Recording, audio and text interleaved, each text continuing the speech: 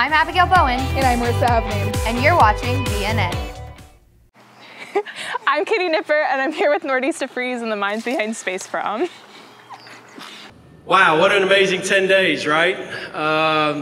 This time, a week ago Monday, I think we all were feeling a range of emotions when Coach Byrd decided to retire. I'm here outside of campus security to discuss a new type of crime that's been affecting the Nashville area. Welcome to the April edition of VNN. The men's basketball team may have ended its season in March, but the team is not out of the spotlight. Belmont Athletics made two major announcements in the past couple of weeks. Stephen Barrero has a story. I'm Stephen Barrero, and I'm here outside the Kirby Event Center after some of the most eventful 10 days in Belmont basketball history. Less than 2 weeks after head men's basketball coach Rick Byrd announced his retirement, athletic director Scott Corley came out with an equally important announcement: the hiring of former Lipscomb coach Casey Alexander. Byrd spent 33 years building Belmont's basketball program, from a small NAIA team to a successful Division I program. He picked up 805 career wins along the way, making him 12th on the all-time win list in NCAA history. So it's with the biggest heaping of gratitude that I can come up with that I say to you, thank you for your leadership at Belmont. And I and the entire Belmont community wish you, Cheryl, and your family the very, very best. After leading the Bruins to their first ever NCAA tournament win against Temple University in March, Byrd decided to hang up his sweater. It's just time. It's just time. I am ready to not try to win the next game. This is sort of the best way to put it. And Belmont deserves somebody who is ready to do that all the time. And there's going to be a lot of good things that come out of this. Once Byrd announced his retirement, Corley started working quickly to find the right coach who could carry on Byrd's legacy and take the program to the next level. Wow, what an amazing 10 days, right? This time, a week ago Monday, I think we all were feeling a range of emotions when Coach Byrd decided to retire. And it was a bittersweet day. Obviously, we're excited for him, but hated losing him. And for me personally, I knew that was it was kind of my moment now to get to work and earn my keep and go out and find the next leader of this program. In his search, Corley wanted to find someone who had experience as a successful head coach, but also someone who would share Belmont's values and carry on Byrd's legacy on and off the court. I feel very blessed because Casey checks all those boxes and then some. I've known Casey for 30 years. I know the person he is.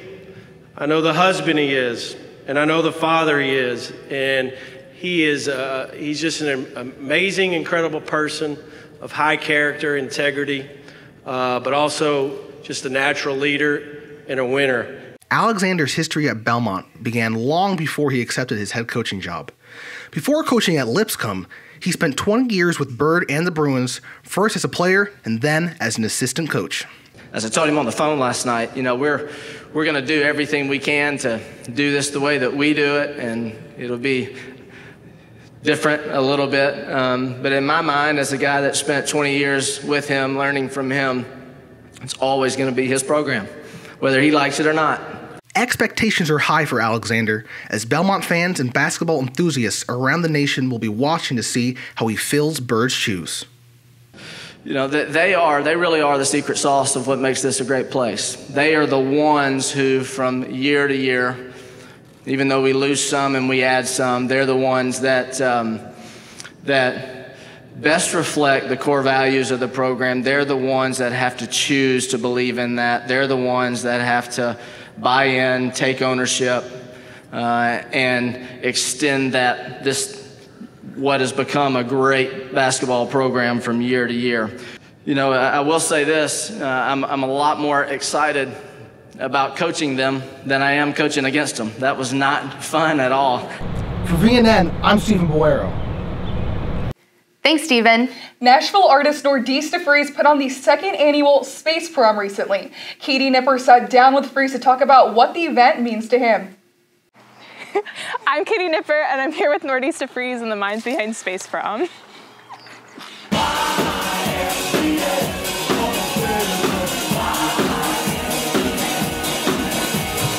All right. right, thank you guys for being here today. How did you all come up with the idea for Space Prom? I think the idea was just that prom could be fun. Maybe sometimes it's not so fun. So we take prom to the past of the 80s, to the future of outer space. We culminate it here in the present. Wow. So what goes into making something like this happen? It takes a dream, and then it takes a lot of people who can help realize the dream. So, you know, I guess I initially had the vision, and then it's just about all of these people and people who aren't here today doing whatever they can to make that dream come true. So how have you all been preparing for this weekend? So we rehearse every day for 5 days. A lot of prep outside of rehearsal. A lot of programming and making the song sound like the record. Lots of getting samples. Lots of getting samples. You gotta do research. Doing the research, looking at live performances, seeing how they did it back then. We had a band meeting where we just listened to all the songs through and picked out every single part, and we were just like, all right, who can take this, who can take this? And we have like an Excel document that's like, you know, Johnny, Bryce, Andrew, Grant, and it's like bass here, keyboard here. Now you play guitar and you play guitar. We had to delegate that way. It's called Space Prom personnel. Yeah. Yeah, we also we spent a lot of time like going to proms, like that's true. Yeah. In, like local high schools and stuff. Which Yeah. was super informative, just to kind of like learn why people are going to prom and like what it's not doing for them, that we can kind of supply later in life. Mm-hmm. And what do you guys hope to get from tomorrow night and to give to the audience? I guess I don't know, we just want to create a really good moment and have people cherish it, celebrate, you know, come together as a people, as a community, as friends, and have a good time. Space Prom was one of the events last year that people just kept talking about for the rest of the year, and then like halfway through the year they were like, all right, when's the next Space Prom happening? You know, it was a thing that they took away and they anticipated, and I think it was just a really special moment for a lot of people. People were posting pictures about it throughout the rest of the year. Just a lot of memories, even just from the one time that was kind of like it was in its first iteration, and it was so special, you know, and then hopefully take two will be even better, more memorable. The hard work and preparation resulted in a sold-out show at Mercy Lounge, where Arlie and Nordista Freeze performed 80s hits to an excited audience. For BNN, I'm Katie Nipper. Thanks, Katie. In other news, Middle Tennessee has seen a recent increase in bump and robs, in which a perpetrator purposefully hits another vehicle from behind to rob the victim. VNN's Jordan Chateau spoke with campus security and the Metro Nashville Police Department to see how students can stay safe while driving. I'm Jordan Chateau here outside of campus security to talk with Belmont security officers about the dangers of the bump and rob crime. But essentially what happens is you get a group of 2 or more in a car looking for a less populated, darker area to bump a vehicle from behind, and then when the driver of the vehicle gets out, they'll either rob them or simply take their car. The bump and rob crime has become more common in Nashville. However, there is no clear pattern as to who it affects the most, said Sergeant Michelle Coker of the Midtown Hills Precinct. It's pretty much all over the board, anyone. I don't think it's a specific age. I just think it's more so target availability of being, I hate to say this, but at the right place at the right time for a suspect to think that, and for the victim being at the wrong place at the wrong time. Coker recommends taking precautionary measures in order to stay safe. Anytime you are involved in a traffic accident, the correct thing to do more so is pull over to the side of the road.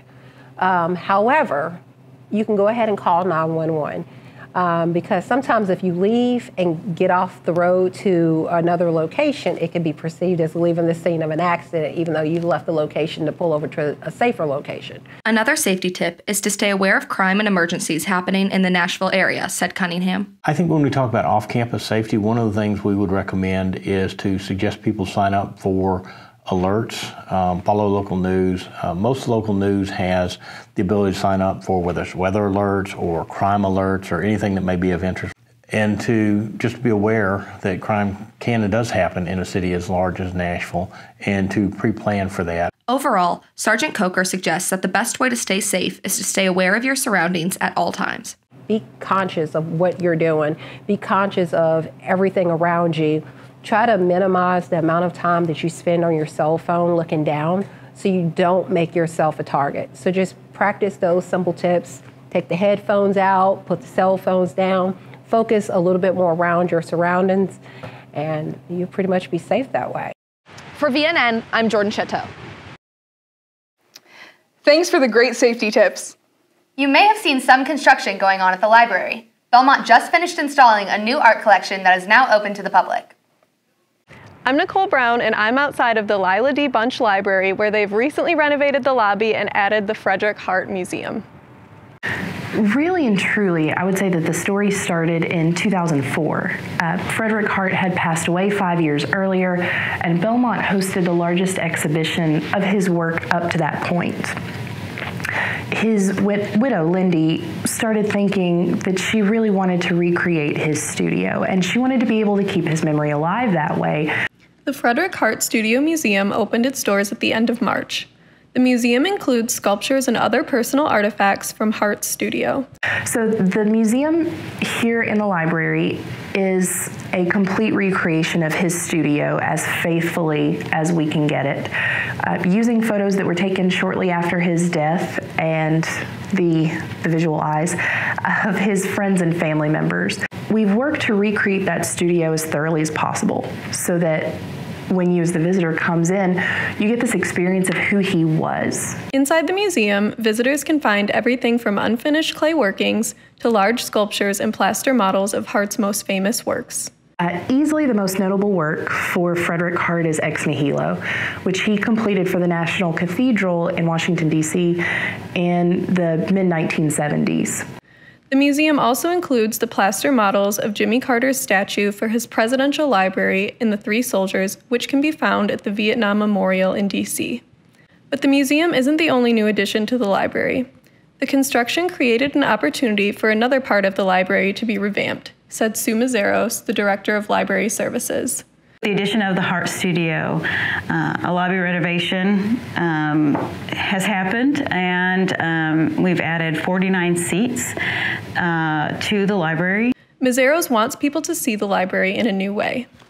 And I think there's a shift now to a library is not a space for books, it's not a warehouse, it's a space for people. For VNN, I'm Nicole Brown. That's all for VNN this month. We'll leave you with an office concert from Country Showcase winner Ashley Cook. I'm here with Ashley Cook and part of her band. How are you guys doing today? Good. How are you doing? So, how was it like winning Country Showcase? Tell me a bit about it. It was honestly really, really cool. We were just talking about the second run through right before the showcase was a little bit stressful. A couple things went wrong, but we got on that stage and we just had a freaking blast together, and it was just the best feeling ever for sure. So tell me about that first song you guys just played. Yeah, so Lost at Sea, I actually wrote with my really good friend, Madeline Enna, and he was down in Florida when we wrote the song. We wrote the song, what was that, 5 days ago? Yeah, man. 6 days ago? It's pretty new. We were coming off spring break and had all the beach vibes and just decided to write Lost at Sea, so it's pretty new, pretty fun. Hey, my name's Ashley Cook, and this is my office concert for the Belmont Vision.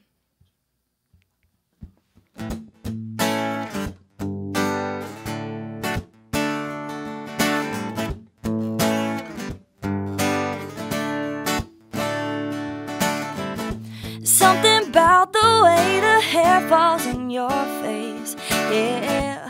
When that no-stop blacktop takes you away, yeah.